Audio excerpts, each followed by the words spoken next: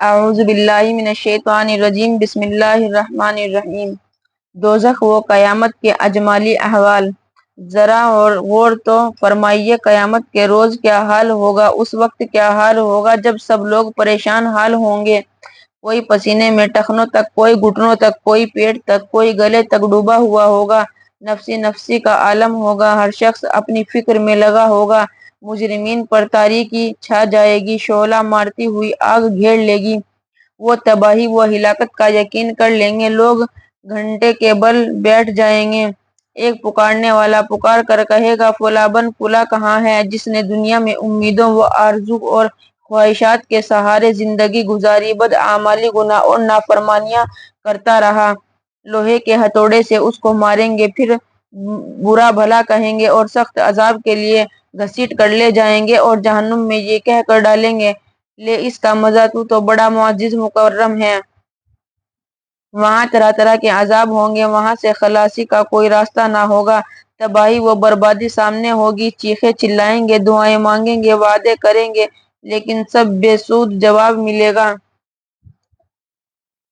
دھتکارے ہوئے اس میں پڑے رہو اور مجھ سے بات مت کرو۔ ہر طرف آگ ہی آگ ہوگی، اوپر نیچے دائیں بائیں آگے پیچھے ہر طرف وہی ہوگی۔ کھانا بھی آگ کا، پانی بھی آگ کا، لباس بھی آگ کا، بستر بھی آگ کا اور کپڑے بھی تارکول کے ہوں گے۔ جو اور زیادہ گرم اور آگ کو بھڑکانے والا بن جاتا ہے، آگ میں بے تاب و بیزار ہوں گے، ہانڈی کی طرح پک رہے ہوں گے، منہ سے چیخیں و پکار اور ہلاکت و بربادی کی بد دعا کرتے ہوں گے۔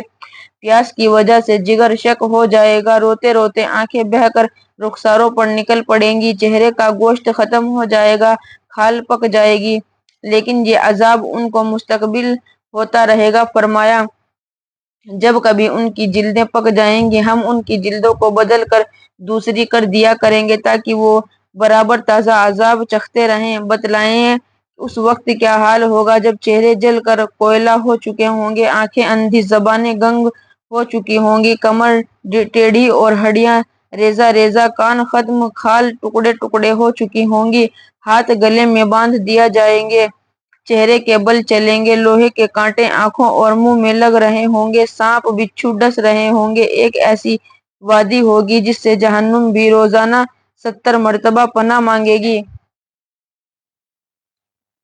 کہا جاتا ہے جہاں ریا کرا قرآن کو ڈالا جائے گا، جہنم میں ایک کھائی کا نام ہاں یہ ہے، وہ اتنی ہی گہری ہوگی جتنی خواہشات ہوتی ہیں، جیسے خواہشات کی کوئی انتہائی، اس طرح اس وادی کی بھی کوئی انتہا نہیں۔ وہ نہایت گہری وادی ہے، ہر شخص کو اس کے گناہوں کی اعتبار سے سزا دی جائے گی۔ جس شخص کو سب سے کم درجے کا عذاب ہوگا، وہ ہوگا جسے آگ کے 2 جوتے پہنائے جائیں گے جن سے اس کا دماغ ہانڈی کی طرح پکے گا۔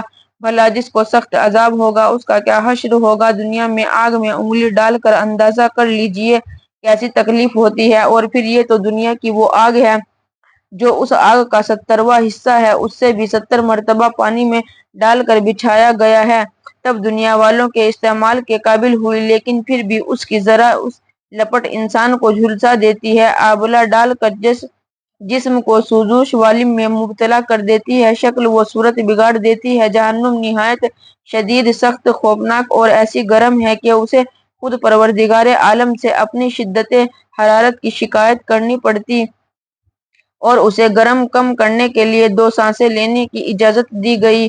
بھلا آگ خود اس کی شدت سے پناہ مانگ رہی ہے تو اس میں ڈالے جانے والوں کا کیا حال ہوگا؟ جس کو اس میں ایک غوطہ دے دیا گیا، وہ دنیا کی ان تمام آسائشوں اور نعمتوں کو بھول جائے گا جن میں وہ دنیا میں غرق رہا ہوگا۔ ہم دنیا میں دنیاوی آگ سے کس قدر بچتے، ڈرتے اور اس سے محفوظ رہنے کے لیے کیسی کیسی حفاظتی تدابیر اختیار کرتے ہیں۔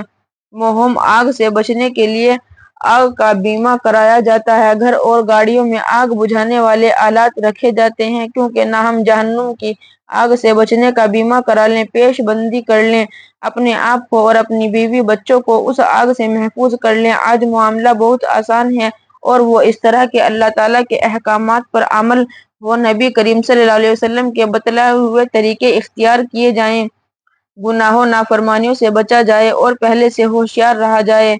حضرت احمد بن حنبل فرماتے ہیں کہ ہم میں سے ہر شخص دھوپ سے بچنے کے لیے سائے کو ترجیح دیتا ہے۔ پھر بھلا جنت کو دنیا میں ترجیح کیوں نہیں دیتا؟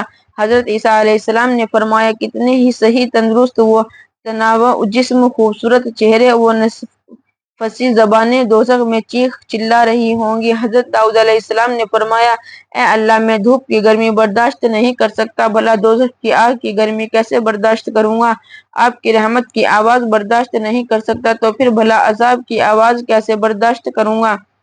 دوزخ کی آگ۔ حضرت ابو ہریرہ رضی اللہ عنہ سے مروی ہے کہ رسول اللہ صلی اللہ علیہ وسلم نے ارشاد فرمایا، تمہاری دنیاوی آگ جہنم کے آگ کا 70واں حصہ ہے۔ عرض کیا گیا، اے اللہ کے رسول، یہی آگ کافی تھی، مزیدار ور کی کیا ضرورت تھی؟ فرمایا، وہ جہنم کی آگ اس آگ سے انتہائی درجے زیادہ سخت ہے، ان اجزاء میں سے ہر چیز دنیا آگ کی طرح ہے۔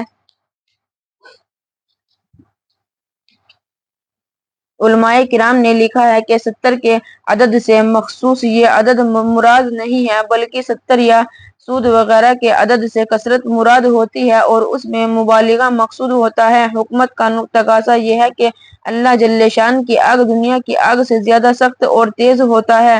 خدا اور بندے کے عذاب و سزا میں فرق ہو جائے۔ دنیا میں اللہ تعالیٰ نے اپنے عذاب کے نمونے کے طور پر آگ کو ظاہر فرمایا ہے۔